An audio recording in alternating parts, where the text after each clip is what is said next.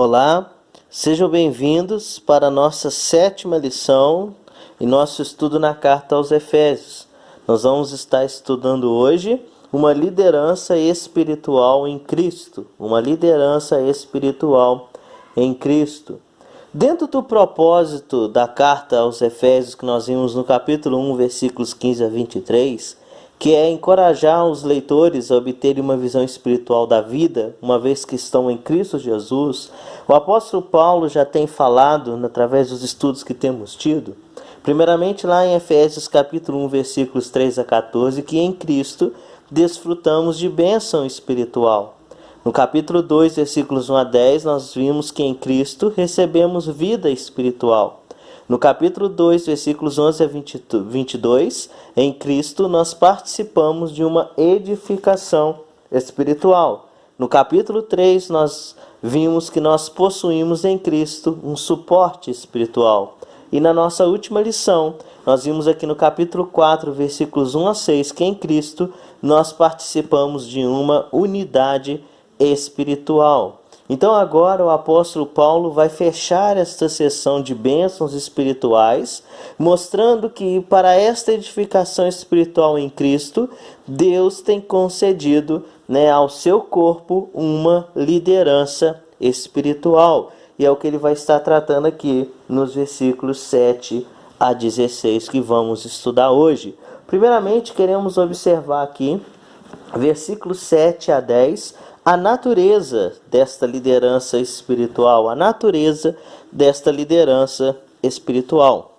O apóstolo Paulo está descrevendo aqui que quando Cristo subiu às alturas, concedeu dons aos homens. No versículo 7 ele vai dizer, e a graça foi concedida a cada um de nós, segundo a proporção do dom de Cristo. Por isso diz, quando ele subiu às alturas, levou cativo o cativeiro e concedeu dons aos homens. E esse versículo 8 aqui, o apóstolo Paulo está fazendo uma referência ao Salmo 68, versículo 18. Se você tem aí a sua Bíblia, vamos abrir no Salmo 68, versículo 18. Nós vamos ver aqui que o apóstolo Paulo está fazendo referência a este Salmo. Salmo 68, versículo 18, que nos fala assim: subiste às alturas, levaste cativo o cativeiro, recebeste homens por dádivas, até mesmo rebeldes, para que o Senhor Deus habite no meio deles. E nós precisamos aqui compreender este salmo, seu contexto. Ele está descrevendo aqui a volta de um rei naquela época do Antigo Testamento após uma conquista em guerra. E o costume naquela época era de que esse rei vitorioso pudesse subir a um lugar alto, Se menciona ali dentro do contexto que ele subiria ali os degraus do Monte Sião, se encaminhando ali para Jerusalém, a santa cidade. E ele levava consigo seus prisioneiros atrás dele, numa espécie de uma marcha triunfal pelas ruas, sendo que esses prisioneiros eles estavam presos uns aos outros. E tudo isso ele fazia para poder demonstrar a todos o seu poder conquistador. Mas há uma diferença do Salmo aqui que nós lemos para o versículo de Efésios que o apóstolo Paulo cita. Porque o Salmo aqui, 68:18, vai dizer: subiste às alturas, levaste cativo o cativeiro, recebeste homens por dádivas, até mesmo rebeldes. E aqui está significando que aquele rei conquistador, ele voltava com os seus troféus e estava ali exigindo um resgate desses povos, que foram conquistados. Deveriam pagar a ele, um resgate, receber dons por aqueles homens. E aqui vai estar a diferença na citação do apóstolo Paulo, porque voltando para Efésios, no capítulo 4, versículo 8, ele vai dizer, por isso diz, quando ele subiu às alturas, levou cativo o cativeiro, mas concedeu dons aos homens. Então aqui Paulo está mostrando que o Rei dos Reis, o Senhor Jesus Cristo, subiu às alturas, foi vitorioso, mas ele aqui não vai exigir presentes, um resgate, uma recompensa, mas ele sobe vitorioso e ele dá. Ele conquistou, mas ele ainda vai dar, vai conceder presentes aos homens. Então, assim, no Antigo Testamento, o rei conquistador, ele exigia e recebia dons dos homens. Mas agora, no Novo Testamento, Cristo, como esse conquistador, esse rei conquistador, ele oferece e dá dons aos homens. E quando fala essa questão de que Cristo subiu, e o versículos 9 e 10, Paulo ainda vai dizer assim, ora, o que quer dizer subiu, senão que também havia descido até as regiões inferiores da terra? Aquele que desceu é também o mesmo que subiu acima de todos os céus para encher todas as coisas. E existe por aí, pelo menos, duas principais interpretações dessa passagem. Alguns vão dizer que aqui está significando que Cristo morreu e ele foi ao Hades, né, pregar os espíritos em prisão, que também é mencionado em 1 Pedro capítulo 3, versículo 19. Mas uma segunda interpretação é de que esse descer e subir aqui significa que Cristo desceu essa terra, se encarnou, né? Ele veio aqui, foi humilhado, se tornou homem como nós, mas ele subiu, voltou à glória dos céus, glorificado, tendo vencido a morte, em conexão com Filipenses 2, 5 a 11, quando Paulo vai dizer, né, tende em vós o sentimento que houve também em Cristo Jesus, porque ele sendo igual a Deus, não julgou como usurpação ser igual a Deus, antes a si mesmo se esvaziou, assumindo a forma de servo, tornando-se em semelhança de homens, tendo sido obediente até a morte e morte de cruz. Então, Cristo desceu, se humilhou, se tornou carne, aqui como nós. Mas também vai dizer ali o restante dos versículos que Deus o exaltou sobremaneira e lhe deu o nome que está acima de todo nome, para que o nome de Jesus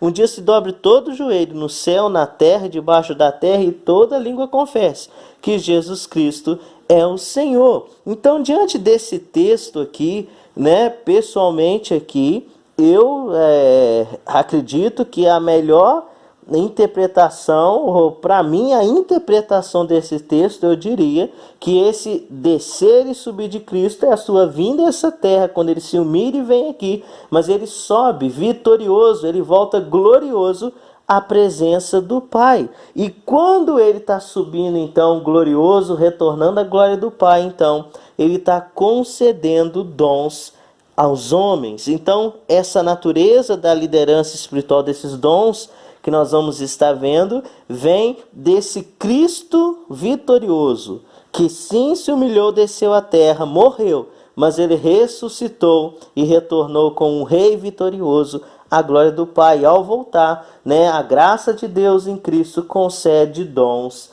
aos homens. Então, esta é a natureza da liderança espiritual que vemos aqui nos versículos 7 a 10. Mas nós queremos também ver, então, agora a descrição, né, desta liderança espiritual. No versículo 11 nós vamos ter quais são esses dons, né, essa liderança espiritual que o Senhor concedeu à sua igreja. Diz assim, e ele mesmo concedeu uns primeiramente para apóstolos, né? Uns ele concedeu para apóstolos. E apóstolos, né, a palavra, no seu sentido técnico, né, significa enviado, aquele que é enviado com uma missão.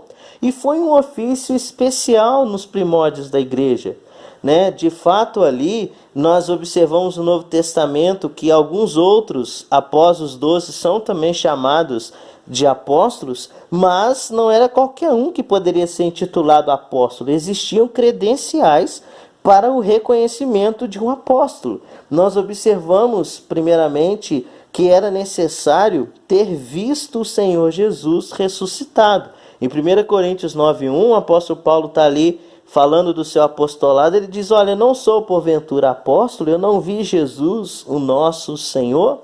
E lá em Atos, capítulo 1, versículos 21 e 22, sabemos que ali os discípulos, apóstolos, se reúnem e eles querem ali preencher o cargo, né, ali para compor os 12, uma vez que o Judas havia traído, né, e havia ali dado fim à sua vida. Então eles vão escolher Matias, e nessa escolha eles vão dizer, é necessário que tenha, né, participado conosco, tenha visto o Senhor Jesus ressuscitado. Então não era qualquer um que poderia ser apóstolo.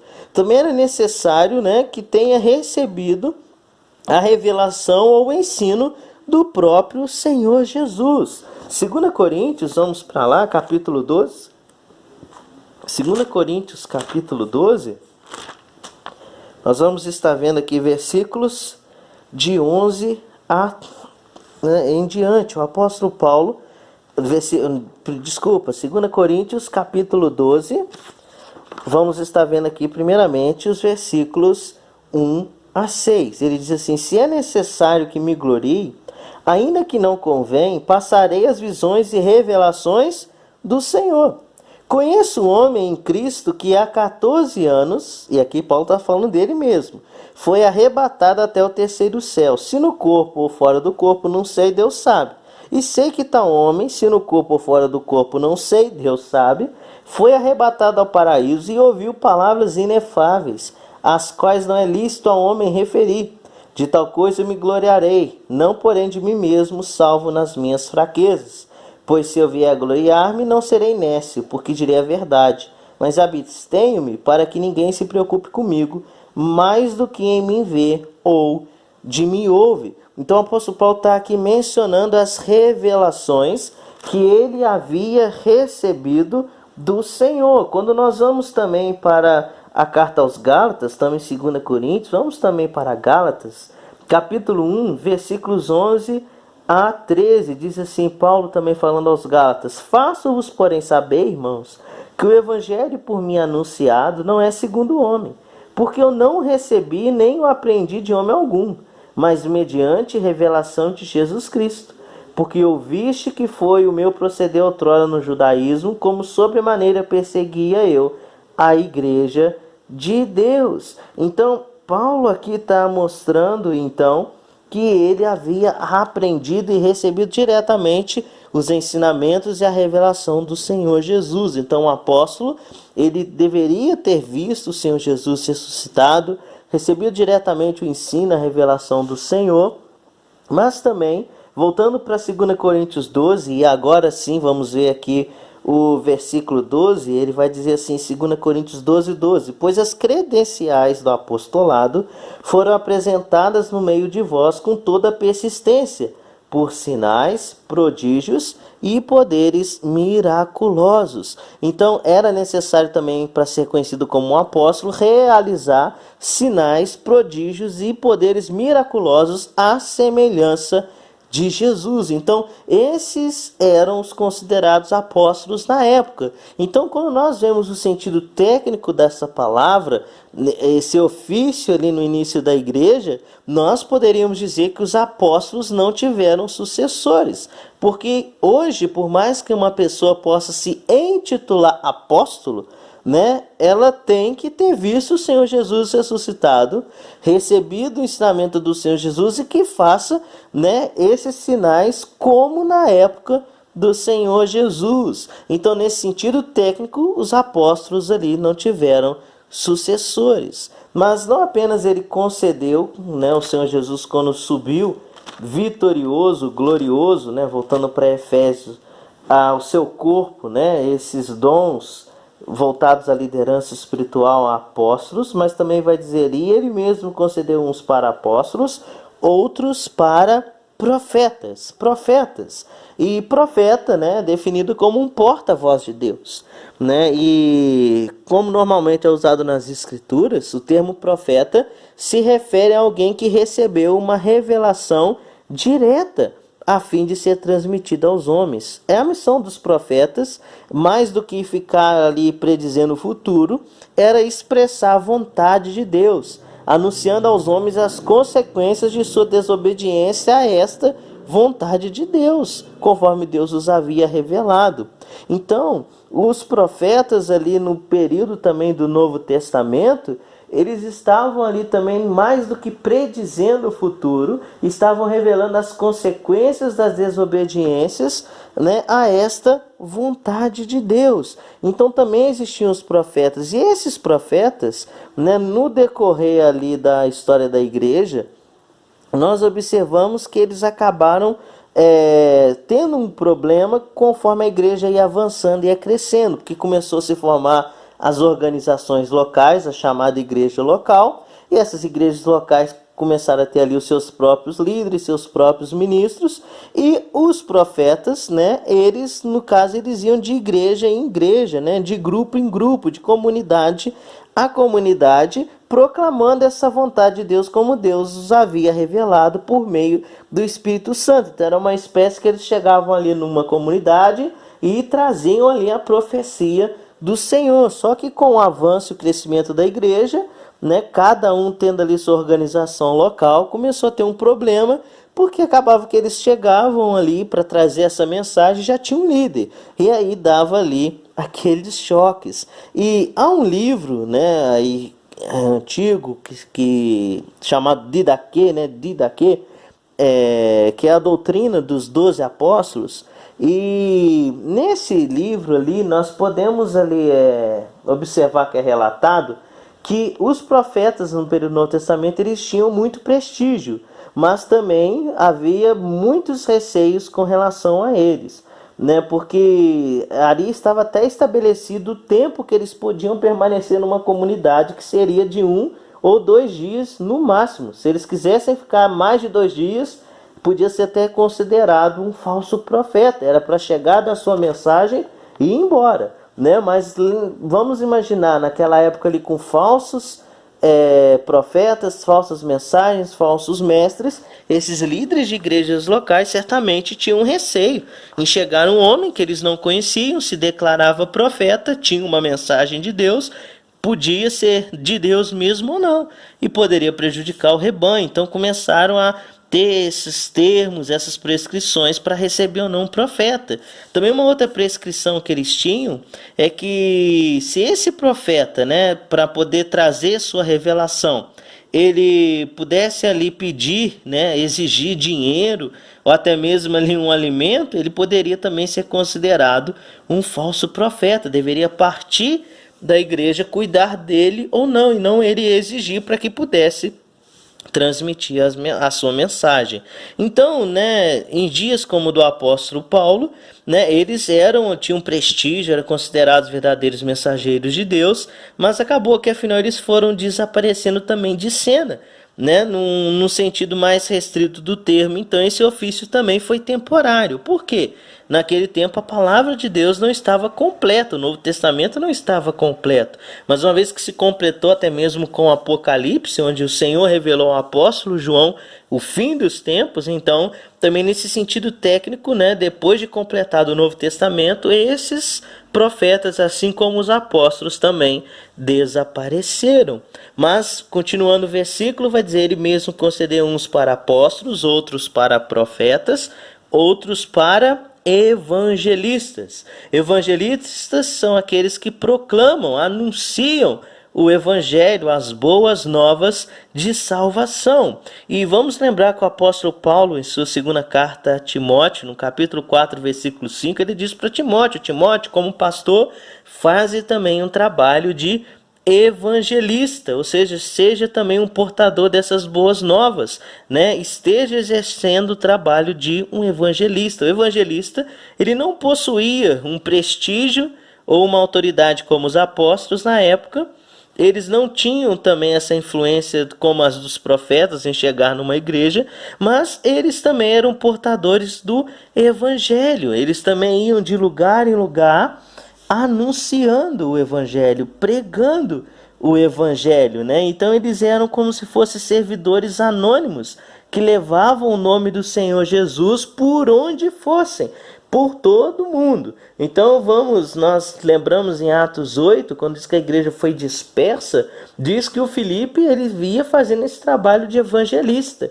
Por onde ele ia, ele anunciava, ele pregava o evangelho. Até mesmo quando Deus o conduz ao deserto, ele prega ali, anuncia o evangelho àquele eunuco.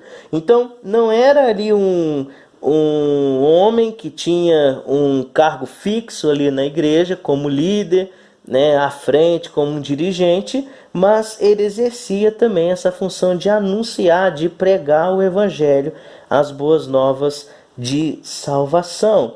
Então, nesse termo, nos dias de hoje, nós necessitamos desses evangelistas que possam ali exercer, às vezes tem as suas profissões, mas eles também exercem essa função de anunciar o evangelho, de conduzir pessoas ao Senhor Jesus, de conduzi-las ao corpo de Cristo. Esse era o trabalho e é o trabalho de um evangelista. Mas concluindo o versículo 11, além de apóstolos, profetas, evangelistas, também vai dizer e outros para pastores e mestres. Observa que no português está junto, pastores e mestres, mas também no original dá a entender que esses dois termos estão juntos, pastores e mestres.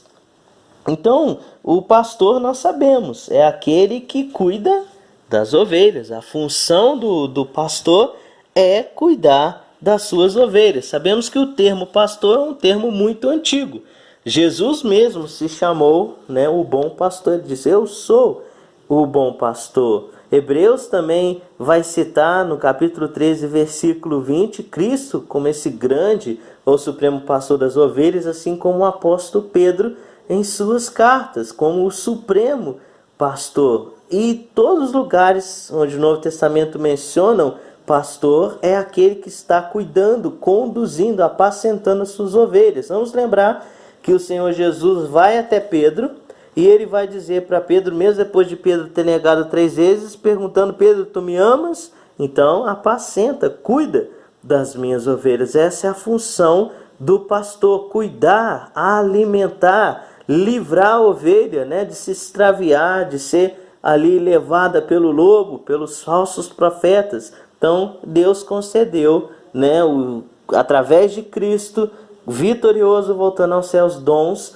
e esses dons é que haja pastores no seu corpo. E esses pastores, eles também, além de pastores, são capacitados, devem ser também mestres, tinham, e tem os pastores a tarefa mais importante na igreja, que é de ensinar, conduzir as suas ovelhas à palavra, ao conhecimento da palavra do Senhor que nos foi revelada. Então o pastor, ele cuida, ele apacenta, ele livra a sua ovelha da boca do leão, de qualquer um que possa ali levar ao extravio as suas ovelhas, mas ele também é um mestre, ele está ali para ensinar, para conduzir as suas ovelhas ao entendimento da palavra de Deus. Então ele é pastor, mas ele também é mestre. E aqui, na época do Novo Testamento,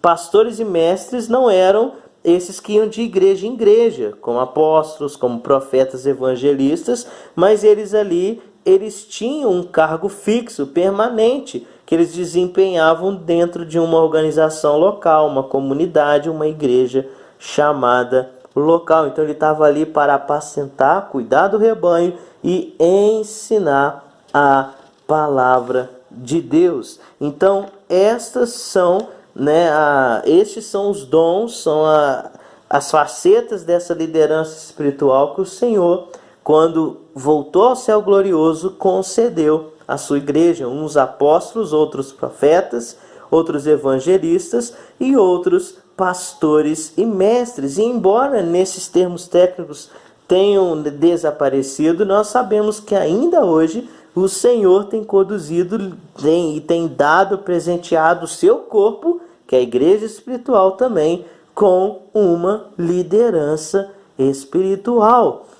Falamos de pastores, algumas igrejas vão também chamar de bispos, presbíteros, mas o sentido é que é o líder, aquele que é capacitado por Deus para estar ali na linha de frente, para apacentar, cuidar do seu rebanho e ensinar a sua palavra. Então essa aqui é a descrição desses dons, as facetas dessa liderança espiritual. Então o apóstolo Paulo, nos versículos 7 a 10, ele vai mostrar aqui a origem, a natureza dessa liderança espiritual.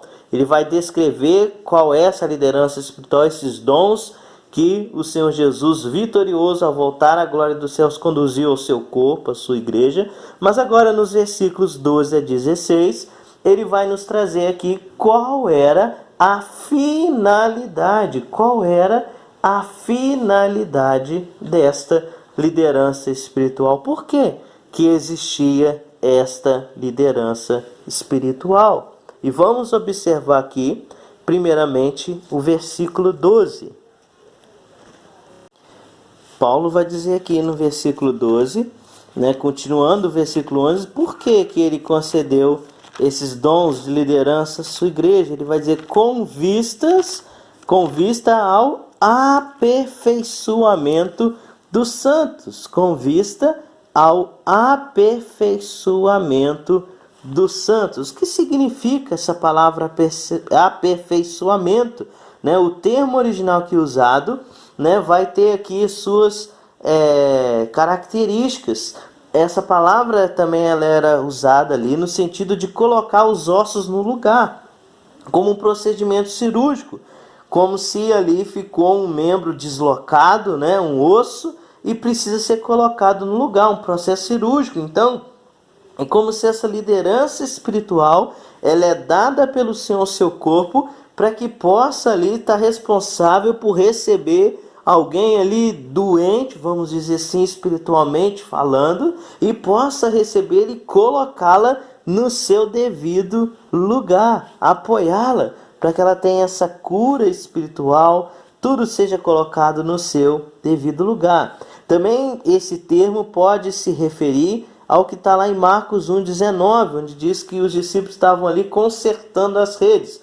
Quando o Senhor Jesus vai chamar os seus discípulos, sabemos que muitos deles eram pescadores, e Marcos 1,19 vai dizer que eles estavam ali consertando ou remendando as redes. Então esse aperfeiçoamento dos santos também significa essa função de remendar, consertar as redes. Então o líder espiritual, sua finalidade em aperfeiçoar os santos, não é apenas colocar os ossos no lugar, mas também consertar, remendar as redes, pegar ali aquele que está vindo do mundo, com ali suas cicatrizes, com as suas feridas, com a sua vida ali longe de Deus, e então ele vai ali com a palavra do Senhor, como nós vamos ver daqui a pouco, consertar, remendar, como se estivesse consertando ou remendando as redes. Também pode significar emendar ou admoestar alguém que cometeu uma falta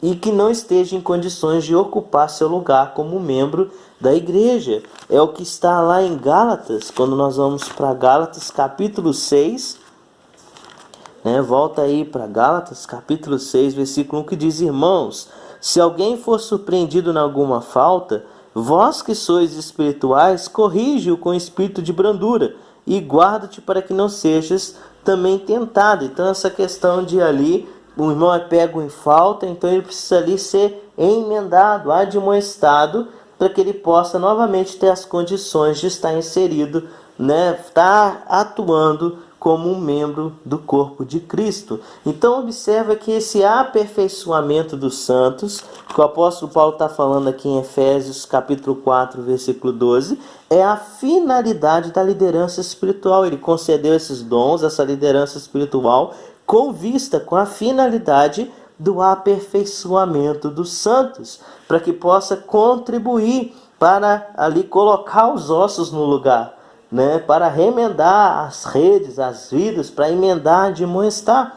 Então ali de uma forma onde possa formá-los, ajudá-los, guiá-los, cuidá-los e até mesmo buscá-los em caso de um extravio. Então para isso ele tem concedido essa liderança espiritual, para o aperfeiçoamento dos santos. E esse aperfeiçoamento então vai conduzir primeiramente ao que está no versículo 12. Diz assim: com vistas ao aperfeiçoamento dos santos, para o desempenho do seu serviço, para a edificação do corpo de Cristo.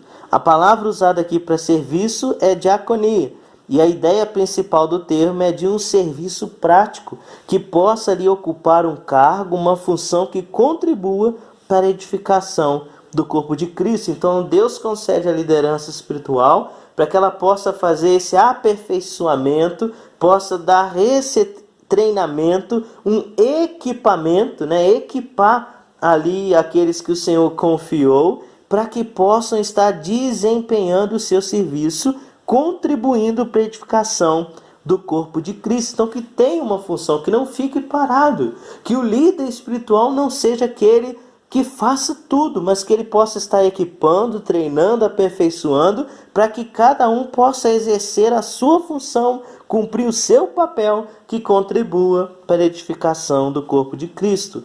Mas também versículo 13 vai dizer, até que todos cheguemos à unidade da fé. Então ali o líder espiritual está aperfeiçoando, treinando, equipando os santos, não apenas para o desempenho do seu serviço, para contribuírem para a edificação do corpo de Cristo, mas também para que cheguem à unidade da fé. Como diz aqui, até que todos cheguemos à unidade da fé. Então a liderança espiritual exige para que ele possa estar ali contribuindo para essa unidade, para que se evite os partidarismos, as divisões, ou até mesmo podemos dizer os grupinhos, onde dentro de um corpo de Cristo possa existir uma divisão de grupinhos. Não, o objetivo da liderança é que possa conduzir aquilo que é almejado, um só pensamento, um só propósito, uma só visão, uma só finalidade, e não divisões, não grupinhos. E para isso a liderança deve ser imparcial, deve sempre pensar no todo, não apenas em alguns. Todos são importantes e precisa então que a liderança ela é capacitada por Deus para isso, para que ela possa conduzir a esta unidade e não a divisões, e não a rachaduras, não a formação de grupinhos. Então o Senhor capacita a liderança espiritual dentro do seu corpo para aperfeiçoar os santos, equipar os santos, treinar os santos, para que eles possam primeiramente desempenhar o seu serviço para contribuir para a edificação do corpo de Cristo, também para que cheguem a essa unidade da fé. Mas agora vamos ver versículos 13, aqui continuando, e o 14, que diz assim, até que todos cheguemos à unidade da fé e do pleno conhecimento do Filho de Deus, à perfeita varonilidade, à medida da estatura da plenitude de Cristo. Então também o objetivo da liderança espiritual é contribuir para o alcance da maturidade espiritual. Observa que diz para que cheguem à unidade da fé, mas também ao pleno conhecimento de Deus.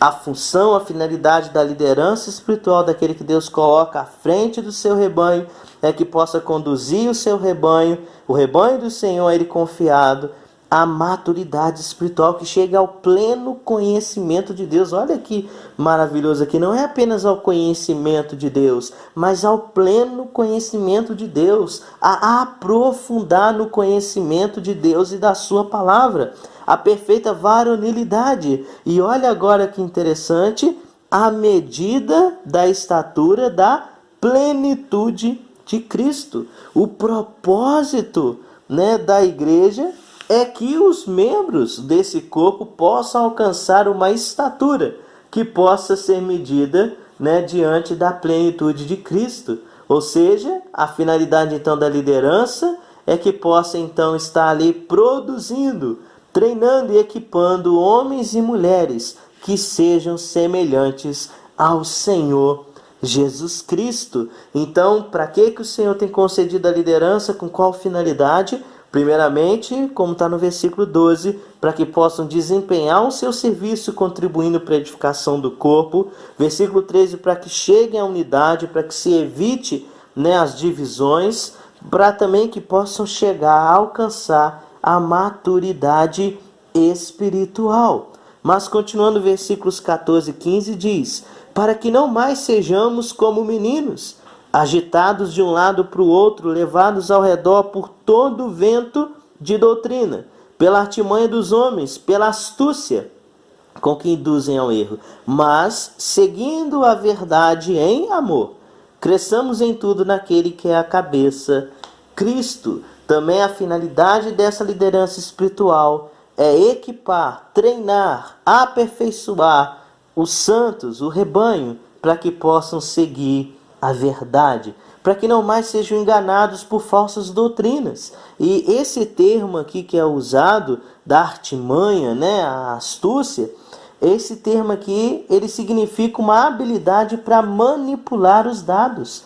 E existia naquela época e sempre existirão aqueles que vão surgir com seus argumentos ali engenhosos, falsos, que são maquiados, para que possam então seduzir o rebanho, para que os façam ali se apartar da fé. Então, quando a liderança espiritual conduz o seu rebanho à verdade, está capacitando para que ela possa, através da verdade, não ser mais enganada pelas mentiras. E há uma ilustração muito importante que nós possamos aqui relembrar, é que uma pessoa que trabalha, seja no comércio ou que ali trabalha no caixa, ela é treinada não para poder reconhecer todos os tipos de notas falsas que possam existir, mas ela é treinada para conhecer e para saber qual é a verdadeira. Então, ela é treinada para saber o que é verdade, qual é a nota que é verdadeira.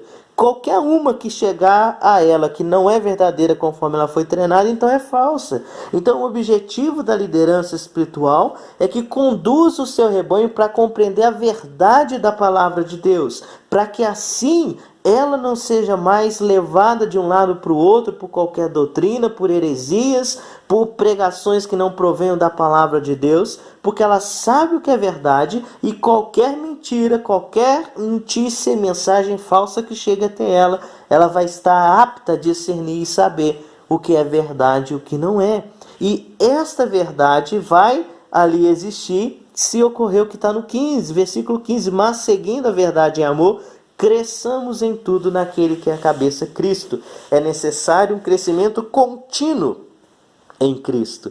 E Pedro fala em 2 Pedro 3,18, antes crescei na graça e no conhecimento do nosso Senhor Jesus Cristo. É preciso estreitar, desenvolver esse relacionamento pessoal com Cristo. Ele é a verdade, Ele é o cabeça que conduz a sua igreja à verdade. Esse é o papel da liderança espiritual. Levar ali o seu rebanho a seguir, ser conduzido à verdade de Deus, para que não seja levado pelas falsas doutrinas. Mas aqui então no versículo 16, em último lugar, vai dizer assim, de quem todo o corpo bem ajustado e consolidado, pelo auxílio de toda junta, segundo a justa cooperação de cada parte, efetua o seu próprio aumento para a edificação de si mesmo em amor. A finalidade da liderança espiritual, então, também é contribuir para esta cooperação no corpo de Cristo, para o aumento do corpo de Cristo, como diz o versículo 16, cada um cooperando, cada um exercendo sua função, vivendo em unidade, sem divisões, sem partidarismo, sem grupinhos, mas ali alcançando a maturidade espiritual, crescendo à medida da estatura de Cristo,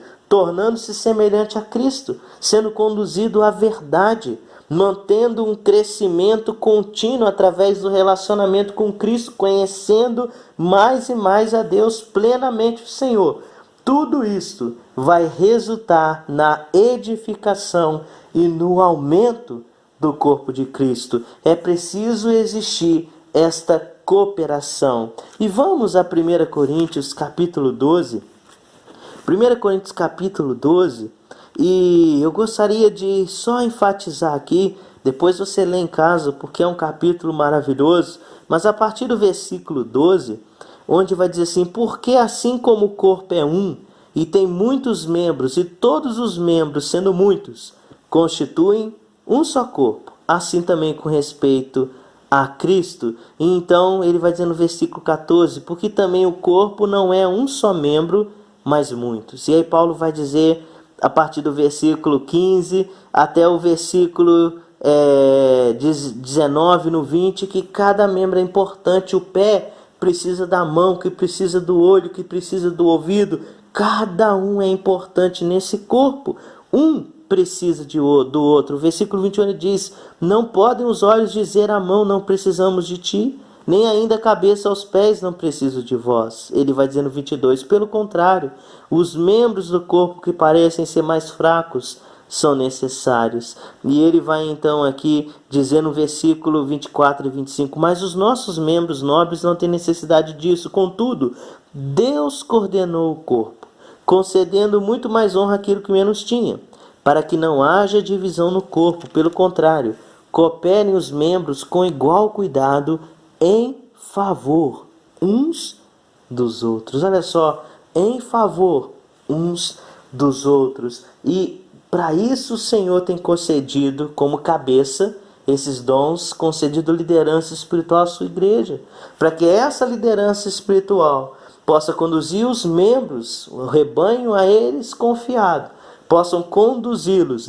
treiná-los, aperfeiçoá-los, equipá-los, para que possam então estarem cumprindo o propósito do cabeça que é Cristo, desempenhando o seu serviço, contribuindo para a edificação do corpo de Cristo, chegando à unidade da fé, não vivendo em divisões, em partidarismos, para alcançar a maturidade espiritual, chegar ao pleno conhecimento de Deus, se tornarem cada vez mais semelhantes a Cristo, para seguirem a verdade, não sendo mais enganados pelas falsas doutrinas, mas também para que possam cooperar para o desenvolvimento e para o aumento do corpo de Cristo. Então, esta é a finalidade da liderança espiritual que Cristo, quando voltou aos céus, glorioso, vitorioso, concedeu à sua igreja, ao seu corpo. Então, novamente eu gostaria de te perguntar, você está em Cristo ou sem Cristo? Se você está em Cristo e faz parte do corpo de Cristo, você precisa reconhecer que o Senhor tem concedido uma liderança espiritual à sua igreja, isso desde os primórdios da igreja. E por mais que no termo técnico, apóstolos, profetas possam não mais ter a mesma finalidade do que aquela época, ainda hoje o Senhor tem constituído e tem concedido uma liderança espiritual à sua igreja, as igrejas locais, organizações locais que juntas formam no âmbito espiritual o corpo de Cristo. Então, se você está em Cristo, você tem participado de uma organização local, você tem tido uma liderança espiritual, porque eu observo que a moda tem sido cada vez mais de não ter. As pessoas não querem ter uma liderança espiritual. E daqui a pouco eu vou falar, lógico, há muito escândalo, há muito falso líder. Sim, sempre existiu. Mas também sempre existiram aqueles que Deus constituiu a sua igreja como líder espiritual para que pudesse conduzir o seu povo à sua palavra, ao próprio cabeça Jesus Cristo. Então não é desculpa usar os dados de que há muitos falsos líderes para que não participe de um corpo e tenha uma liderança espiritual. Eu costumo usar como ilustração, não é porque eu vou a um restaurante e eu não gosto da comida ali, que eu vou generalizar e nunca mais vou voltar em algum restaurante. Eu não volto naquele, mas eu certamente vou começar a procurar algum restaurante onde eu saiba que aquele alimento vai me fazer bem. Então não é desculpa que você deixe de procurar participar de um corpo de Cristo, porque às vezes você foi a um restaurante e não se alimentou bem. Você pode e deve procurar fazer parte de um corpo, estar participando ali de uma organização local que faz parte desse corpo espiritual que é a igreja do Senhor. Por quê? Porque Deus concedeu essa liderança para estar ali, para ela te aperfeiçoar, para que ela possa te equipar, te treinar, para que você desempenhe o seu serviço. Deus tem te dado os dons, porque aqui nós temos esses dons da liderança, mas nós temos também em Romanos 12, versículos 3 a 8, os chamados dons pessoais, onde mostra que Deus tem dado um dom a cada um que é inserido nesse corpo. Então você tem seus dons, seus talentos, e você é inserido no corpo de Cristo, no âmbito espiritual está no corpo de Cristo, amém, mas qual local que você, com qual comunidade você tem congregado? Quem é a sua liderança espiritual que está te treinando, está te aperfeiçoando, te equipando, para que você possa desempenhar esse seu serviço conforme os seus dons e talentos, para que você contribua para a edificação do corpo de Cristo. Então há a moda hoje que diz, não, vou ficar em casa, vou ficar vendo só online. Tá bom, mas como que você está contribuindo para a edificação do corpo de Cristo? Como que você está desempenhando o serviço? Esse serviço é um serviço prático. Como você está servindo o corpo de Cristo, né? Tem que estar em ação. E Deus concedeu a liderança espiritual para que te treine, para que te capacite, para que você possa desempenhar esse serviço. Também para que você chegue à unidade da fé, para que você possa participar desse corpo, viver em unidade, para que você possa alcançar a maturidade espiritual, cada vez mais conheça do Senhor, para que você possa seguir a verdade, compreender a verdade e não mais ser levado pelas falsas doutrinas, para que você possa também então estar cooperando para o aumento do corpo de Cristo, fazendo a sua parte. Então, se você não está em Cristo, né, você não participa de um corpo, então entrega a sua vida a Jesus, começa a fazer parte do corpo espiritual, mas procura, né, uma liderança espiritual que possa ser capaz de te aperfeiçoar, te equipar para cumprir esse propósito para o qual você foi inserido no corpo de Cristo. Mas se já estamos em Cristo, você tem cooperado, né, com a liderança espiritual, você tem feito, né, cumprido o seu papel, tem desempenhado o seu serviço. Você está contribuindo para a unidade da fé ou está contribuindo para a divisão? Está contribuindo para grupinhos dentro da comunidade que você participa? Você tem alcançado maturidade espiritual, alcançado o pleno conhecimento de Deus? Ou tem apenas se tornado religioso?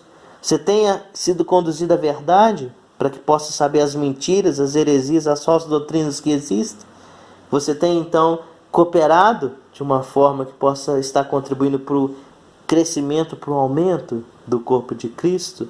Então, você fazendo parte desse corpo espiritual, você precisa estar em ação. E Deus tem concedido liderança espiritual para te aperfeiçoar, para te equipar, para te treinar, para cumprir o propósito do cabeça, que é Cristo Jesus. Então não há desculpa para que você não participe de uma igreja local, mas que você possa ser orientado também pela palavra de Deus, para que você veja que no local que você está, que você congrega, a liderança espiritual, ela tem te conduzido a esse desempenho do seu serviço, tem te treinado para servir, ou você não tem desenvolvido nada, né? Procure ver se o objetivo é visar o seu crescimento e não apenas o crescimento e desenvolvimento do líder. Existe ali um interesse que haja unidade ou é um local de grupinhos, partidarismos? Você tem sido conduzido a alcançar a maturidade espiritual? É incentivado no local que você congrega a ter um pleno conhecimento de Deus? Ou às vezes até a liderança não tem nem conhecimento de Deus. Então você precisa buscar um líder usado pelo Senhor espiritualmente, para que Ele possa te conduzir ao pleno conhecimento de Deus, para que a sua vida se torne cada vez mais semelhante a Cristo, para que Ele te conduza à verdade, mas que Ele não te leve às mentiras, para que Ele possa priorizar a sua alma e às vezes não aquilo que é material, para que você possa cooperar para o corpo de Cristo, porque infelizmente sim, existia naquela época e sempre vão existir aqueles que vão conduzir ao rebanho a religiosidade e não a intimidade com Deus. Aqueles que vão querer conduzir o rebanho à prosperidade material e não à prosperidade espiritual. Então toma muito cuidado. Procure participar e ter uma liderança espiritual que te conduza a Cristo, a um relacionamento com Cristo, a conhecer a verdade de Cristo, para que você possa então contribuir para o crescimento desse corpo, porque o Senhor concedeu e continua concedendo uma liderança espiritual também à sua igreja, ao Supremo Pastor, mas Ele tem concedido também pastores, líderes, para que possam continuar a conduzir o seu rebanho para cumprirem um propósito nessa edificação do corpo de Cristo. Que Deus te abençoe em nome de Jesus.